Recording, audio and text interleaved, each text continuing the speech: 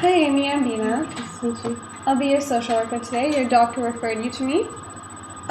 So let me just go over confidentiality first. So anything you say here remains in here.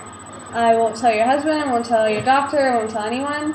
However, if there's any risk of harm towards yourself or others, I would need to contact my supervisor or someone higher up to just see what we can do about it, if that's okay. Okay, thank you. So, do you want to tell me a little bit about what's going on with your situation? Yeah, I mean, I guess recently I just lost my son. He was 4 years old. I've not been doing well with that. I mean, as anyone can understand, losing a child. I've just been feeling very lost and very sad. Of course. Yeah. How old is he? You said He's 4. yeah. And what kind of cancer did he have? It was leukemia. That must have been hard. It's hard to treat that, especially at that age. So how this has made you feel very depressed, you said, and that's completely a normal feeling. It goes along with grief, and you have to feel that way for you to ever get better. It's a step we can't skip in life. Since the death happened, you said about 6 months ago, how has your mood changed in any way? I mean, obviously, since it's been 6 months, it's settled in a little bit. Obviously not as devastating as when it first happened. Of course. Since then, it's just been every day waking up and having him not be there, and cooking breakfast and having him not be there, and having 3:30 roll around and have him not jump off the bus at school, and just not been able to cope too well. Of course, it must be very hard to deal with, having to adjust your life to someone not being there anymore. Do you have anyone else you live with? I live with my husband. And how has he been taking the death? Well, it was not his child. Something that we've been kind of going through lately is that, he was as supportive as he could have been when it happened, but being that he has not had children of his own, being that it was not ours together, it was just, he's obviously been able to get over it a little bit faster than I have, and I feel like he has just not been there as often as he could be, and I've been obviously stuck in this rut and this mood and this feeling for a very long time, and it just feels as though he's getting tired of it. I can imagine it must be really hard when your significant other doesn't understand your grief, especially when you live together, especially when it's such a big loss to you. What about your parents? Are they in the picture at all? My father's no longer in the picture, and my mother's pretty distant. Does your mother know about the death? Yeah, she does. Has she been trying to talk to you? Yeah, I mean, as much as she can. It was, her grandkid, so she's obviously been feeling the same sort of pain, but, we don't speak as frequently as we used to. That must be hard, especially with no support systems around you right now. What do you think about your husband that does not make him willing to understand what happened? I don't think it's so much that he doesn't understand. It's more along the lines of, I feel like maybe he feels more helpless now. I've just been upset. I've been pretty much inconsolable. And you feel like your connection with him has changed pretty significantly. Being that his lack of empathy is just really getting to me, I think, more than anything. I would assume so. So you're not alone. There are a lot of other people who've lost someone in their life, their child, their parent, their friend. There's a lot of people that do understand what you're going through. And maybe we'll be able to figure out something that we can, reach out and find people like that for you to have a bigger support system around. So what What do you do for a living? Right now I'm a kindergarten teacher. I've not been going to work as frequently as I should be. I've been calling in sick a lot. It's just, for me, I think it's just being around children the same age as what my son was is just not the kind of reminiscing I need to be doing right now. They're just there and they're happy and, nothing is wrong, and it was always the way he was, and it's just hard to be around that right now.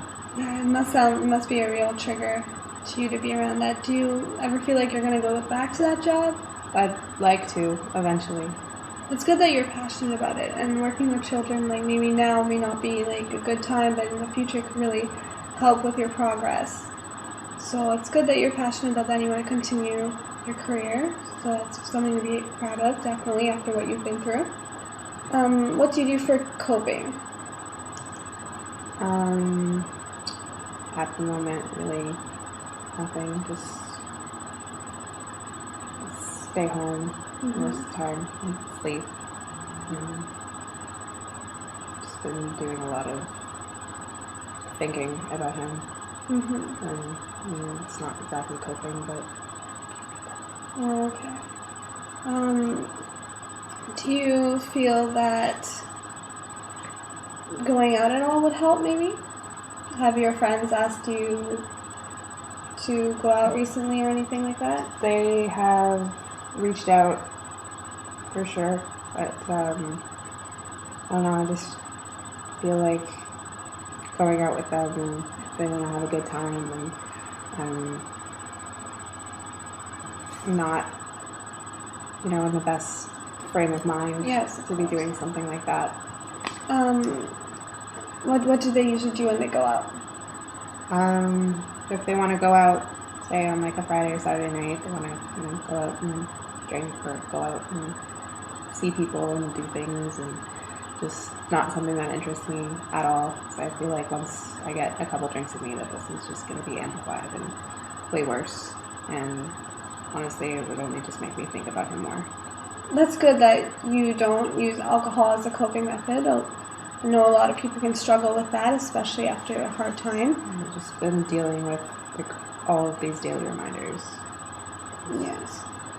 Must so living in the same home with him and everything, yeah, that must be hard. Are you going to do anything about that? I've been thinking of packing up some of his things, but at the same time, I'm not even ready to step foot in his room yet. Of course, yeah. Take your time, of course. Coping and dealing with grief is different for everyone. Some people can get over it faster, some people take a long time, especially if it's someone so close to you. So what if maybe your friends were going out for lunch or during a walk? Do you ever feel like that would maybe help rather than stay inside? Would you be open to doing that maybe with them? I mean, I guess I just, like I said, I don't want to be a downer, and if they're going to go out and have fun and do their thing, and I don't want to just be the one that's sitting there and sad. Of course, yeah, but your friends, they should understand what you've gone through and accept you no matter what, so I wouldn't worry too much about that. Let's talk a little bit about grief and what you're going through, considering you just lost your son. So you said you've been feeling a lot of depression and pain through that. Nothing has changed. But pain, however, is good to feel because it's something you need to go through to get better in life. So it's good that you are dealing with it now. As much as it sucks, it's a step we can't always skip. And you said you do have problems sleeping. How about eating? How's that? Eating is, I guess, okay for the most part. I tend to not even think about it too much in the day. Yeah. Of course. So mostly sleep and okay with food right now. And you said earlier you were accepting the reality of what happened and took some time, but you finally accepted that, you said? Well, I mean, they say time heals all wounds, but, lost my son. Exactly. It's a pain that doesn't really go away. No. But it's good that you've accepted it, and that's a big step for you. Do you want to talk about him? Memories are always good to, bring up and talk about. It's always better to remember the best in them. Yeah. I guess I remember when we got him into T-ball, and it was between the 4 to 6 year olds, and everyone's out on the field and not exactly, knowing what's going on. They're 4. They don't understand baseball. What is that? Everyone's, playing in the dirt or chasing a butterfly. Who cares? And I remember he went up to bat and failed miserably. Good 5-6 times, but he kept going back at it and picking up the ball and putting it on the tee and swinging. And he was very adamant on making sure everyone was paying attention and, beating the other team. And he was very competitive by nature, but it was all in good fun. And he loved it, and I loved watching him. Wow, he sounds like he was an amazing kid and that you raised him really well. And it's good that you do remember stuff like that. I can even see that you look a little bit happier just remembering the good in him. So, let's talk a little bit about religious beliefs. Do you believe in anything? Never really been too much into religion. Never really practiced it. Wasn't very adamant on doing it when I was younger, or even now, but been doing some reading and pretty much, whatever helps at this point. I've been looking into meditation and things like that. I'm only just getting into it now, but hoping that, for future, that it eventually does something.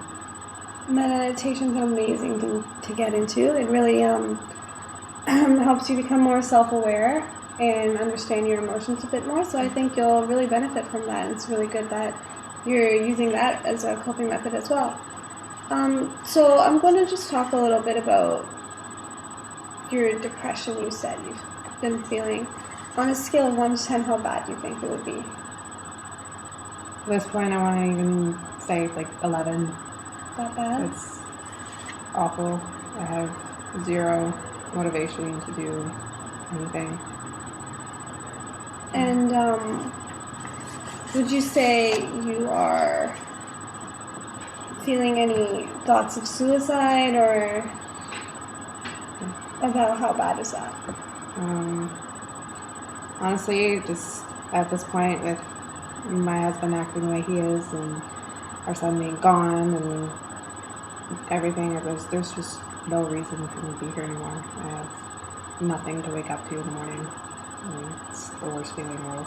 That must be really hard to deal with. So I'm just going to, because since that is a risk to yourself, I'm just going to do a little evaluation on how bad things are so we can see what process we're going to take. Because if the risk is too high, we might have to call someone in to figure out what we can do about that, because we just want your safety first. So, have these symptoms, feelings of depression we've been talking about led you to think that you might be better off dead? Yes. The past week, have you had any thoughts that life is not worth living, or that you'd be better off dead? Yes. What about thoughts about hurting or even killing yourself? Yes. What have you thought about when it comes to death? Any plans? No plans. Just mostly I just don't want to be here. Have you actually done anything to hurt yourself? No. Okay. So, you said you felt hopeless? Yeah, I wake up in the morning and there's just no reason to get out of bed. Mm-hmm. Any prior suicide attempts? No. Do you have a family history of substance abuse? Yeah, my father, actually. May I ask what kind? I don't know how much time you have. Oh, that must not be good. Any family history of suicide attempts? That would again be my father. A really long time ago, but just substance abuse and whatever was going on with him just led him to suicide. So I'm sorry to hear that. What about you? Do you have any? Have you been using any substances to cope? You said no. Many medical illnesses? No. Any psychosis?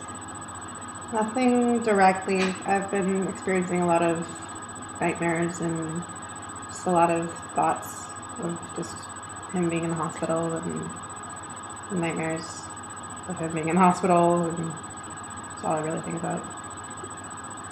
So, assessing this, I wouldn't say your level is very low, but I wouldn't say it's very high either. It's kind of intermediate. So what we're going to do is we're going to have a contract, and we're going to call a mental health specialist to see for you to contact as well anytime you feel the need, any depressing feelings that are arising. I want you to be able to call them. I also want us to be able to meet more regularly on a weekly basis, if you're okay with that. Okay, and with those steps, that's already a good progress. We don't have to call any emergency help or anything, so thank you for your cooperation with that. I was thinking maybe, considering I was talking to your doctor a little bit and he referred you, we might have to do antidepressants, since you said you've been feeling depressed for 6 months now and it doesn't seem like it's going away, right? Would you be open to that? Yeah. Okay, I can call your doctor and talk to him about that. What else? Let's see. So during the meetings between you and I, would you be open with maybe me contacting your husband and seeing if he would like to come for these meetings as well? I would be open to it. I'm not sure that he would be. I can contact him and tell him that I think it would be best for you and for your relationship, maybe, and then he'll come in here and he'll understand a lot more. Like, if he sees really just us interacting a lot more, he can understand what you're going through. One more thing I want to know is, I was thinking as well, maybe I could set you up for a self-help mutual aid group for grief and loss. There will be a lot of other people who have lost their friends, like family in their life, and it's just all people like you, and again, led by people who is experiencing loss and grief. If you're open to that, we'll be able to find more people for you to understand your situation, a bigger support system. For sure. Yeah? Okay, for sure. That's perfect. So I think that's all the time that we have for today. I think that we might be able to do a lot better throughout the weeks. What do you think about that? Be open to it, for sure. Mm-hmm. So, yeah, that's all for right now. So we'll meet again, how about Wednesday around 2:30? Cool. And we'll keep in contact. I'll give you my number and everything for you to talk to, and your doctor should also be calling you as well. Okay. Thank you. Thank you very much. No problem.